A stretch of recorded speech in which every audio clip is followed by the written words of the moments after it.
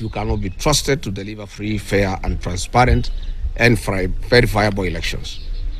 There was brutal violence, outright voter bribery by the state, among other malpractices, and your silence was very loud.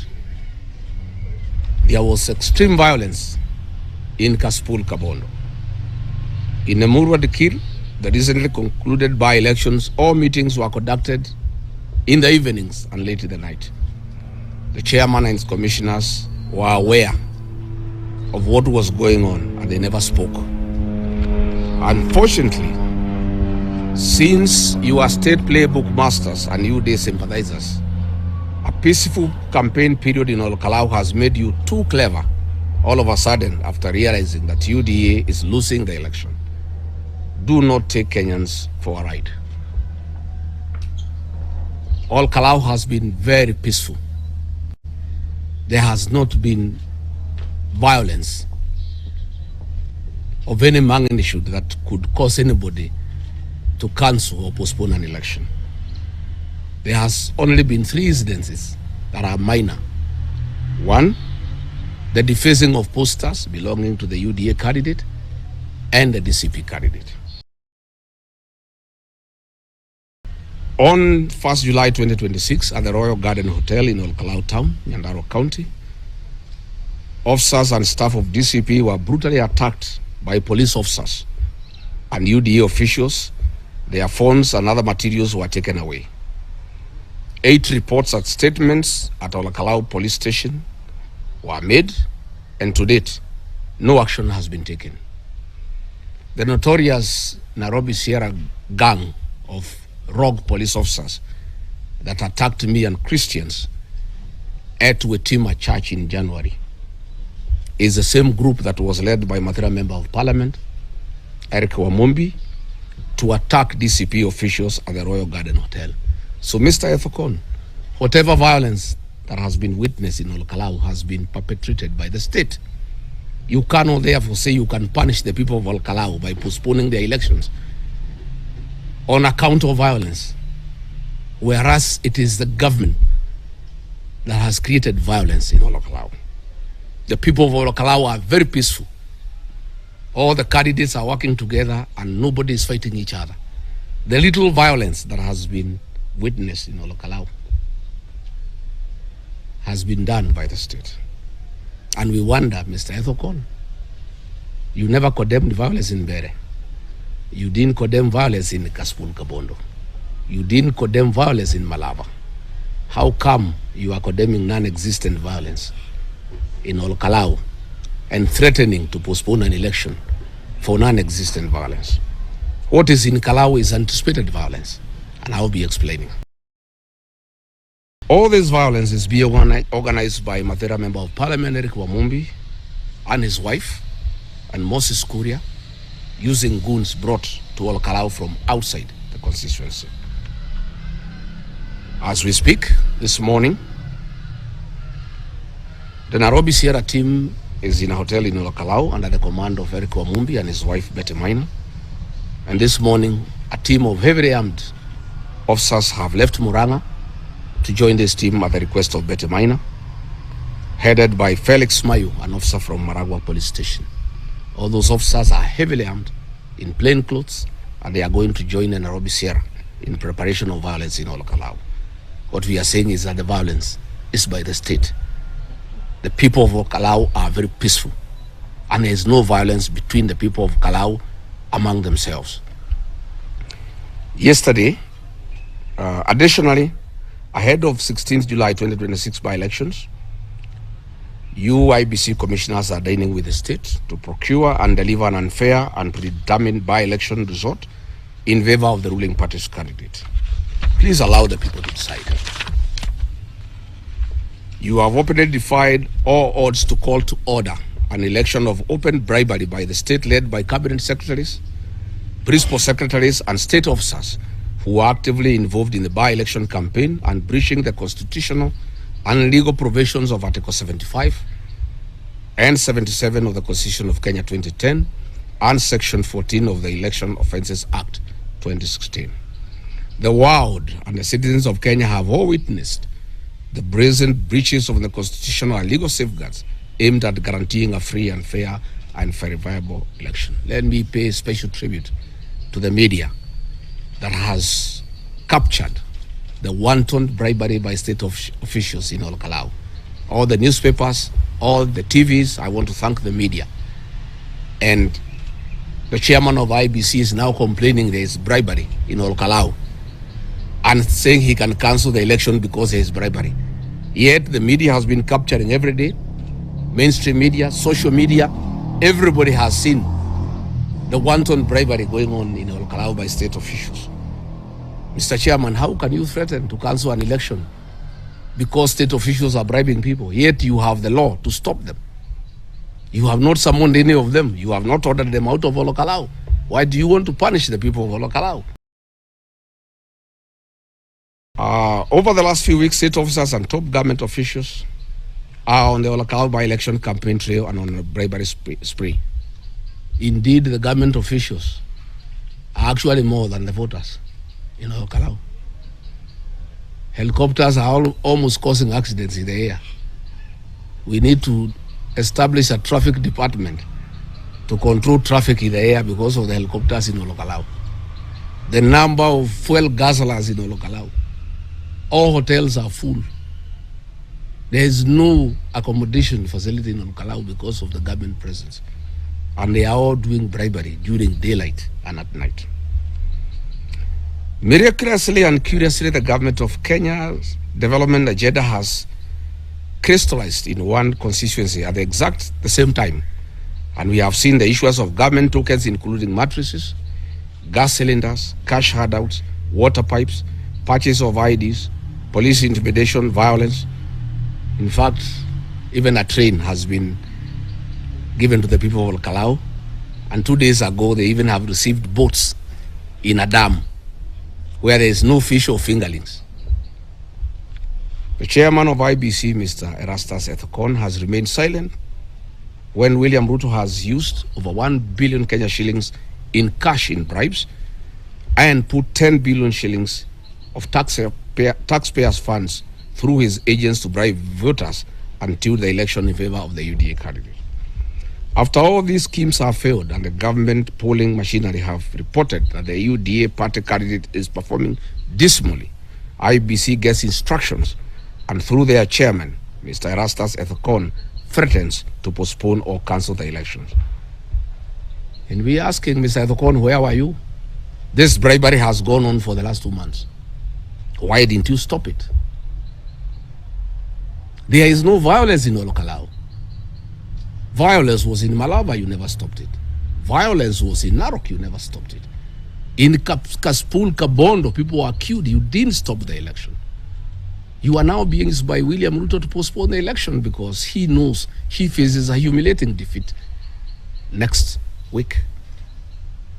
Please, Mr. Ethekon, treat the people of Kenya with some bit of intelligence. Where have you been? Do you live in this country? Bribery by state officials is documented every day. And then you come up yesterday to cry. You are crying to Kenyans to do what? You are the one in charge of IBC. You are the one who is supposed to stop bribery by state officials. Or you are saying all you can do, you are helpless, is stop the election. Oh, there is violence. Which violence? By the state. Ask the IG to stop violence. The people of Kalou are peaceful. You know, IBC is clearly biased. The Honorable Wajiko Muhia, the MP for Kipipiri, gave a caution that IDs are being bought by UDA for the purposes of giving them to outsiders to come and vote, and asked the people of Kalou not to allow outsiders to come and vote in Kalou. And IBC hastily summoned her and tried her in her absence and without her lawyers. Yet, UDA has been bribing people openly. You have never raised a finger. Instead of summoning them, you want to stop the election. Give us a break.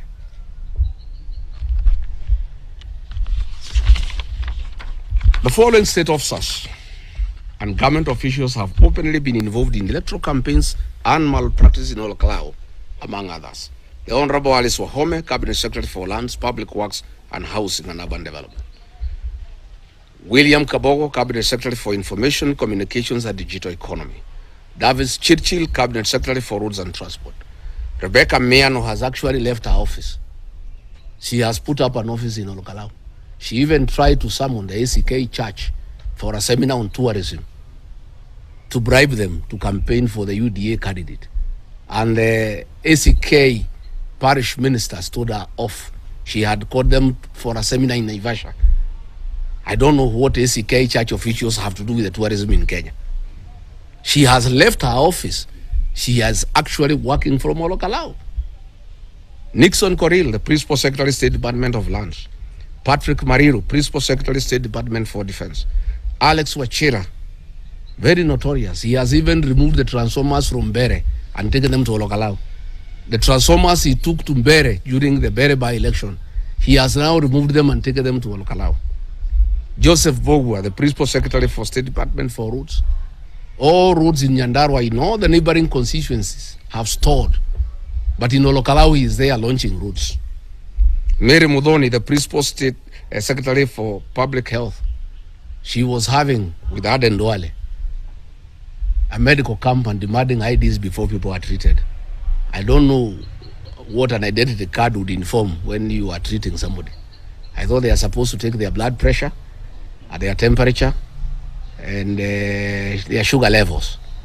But instead of doing that, finding out what is their BP, what's their sugar levels, what is their temperature, instead they are taking the ID, which means the whole thing was a fake. They just wanted to take IDs from the gullible people of Olkalau. Anan Wangombe, the Principal Secretary for State Department for Gender. Mr. Philip Mainga, the Managing Director of Kenya Rails Corporation. He brought a fake train in Olkalau after 45 years absence, you know, and it knocked a few vehicles because there are no signs anywhere. You know, I'm asking the people of Olkalau to avoid that train. It's a disaster in the making. Charles Karondo, the chairman of the Communication Authority, he has come to Olkalau for 3 months. He's the one actually doing voter bribery at night. When he is not in Olkalau, he is in Keharu, where he has been the sponsor to oppose Dende Nyoro. He's the one actually mapping all the homes for voter bribery. Mr. Ethokon, before you can threaten to cancel the election because of voter bribery, can you summon these state officers and pull them out of Olkalau and let the law take its course? Don't be a crybaby. Why are you crying about voter bribery when the culprits are known and the law is in place? What are you telling the people of Kenya? You are crying to Kenyans to do what? You are the one who is supposed to take action against these people. Then you are shouting, oh, this election I can cancel, there's too much voter bribery, oh, there could be violence. You are the one charged with the responsibility of managing elections in Kenya, not the Kenyan people. What do you want the people of Olkalau to do?